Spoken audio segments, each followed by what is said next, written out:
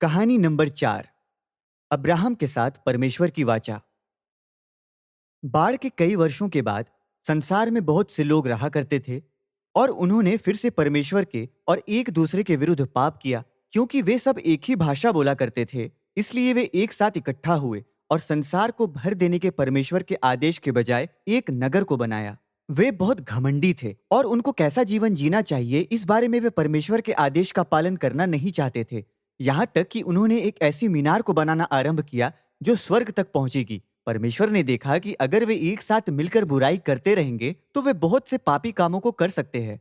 इसलिए परमेश्वर ने उनकी भाषा को बहुत सी विभिन्न भाषाओं में बदल दिया और उन लोगों को सारे संसार में फैला दिया। जिस नगर को उन्होंने बनाना आरंभ किया था वह बाबेल कहलाया, जिसका अर्थ है गड़बड़ी। कई सौ वर्षों बाद परमेश्वर ने एब्राम नाम के एक मनुष्य से बात की। परमेश्वर ने उससे कहा, अपने देश और परिवार को छोड़कर उस देश को चला जा जो मैं तुझे दिखाऊंगा। मैं तुझे आशीष दूंगा और तुझसे एक बड़ी जाति बनाऊंगा। मैं तेरा नाम महान करूंगा। जो तुझे आशीष दे मैं उसे आशीष दूंगा और जो तुझे श्राप दे मैं उसे श्राप दूंगा। तेरे कारण संसार के सारे कुल आशीष पाएंगे। अतः इब्राम ने परमेश्वर की बात मानी।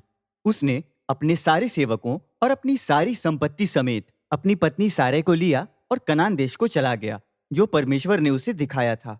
जब इब्राम कनान पहुंचा तो परमेश्वर ने उससे कहा, अपने चारों ओर देख, मैं तुझे ये सारा देश दूंगा और तेरे वंशज हमेशा के लिए इस पर अधिकार रखेंगे।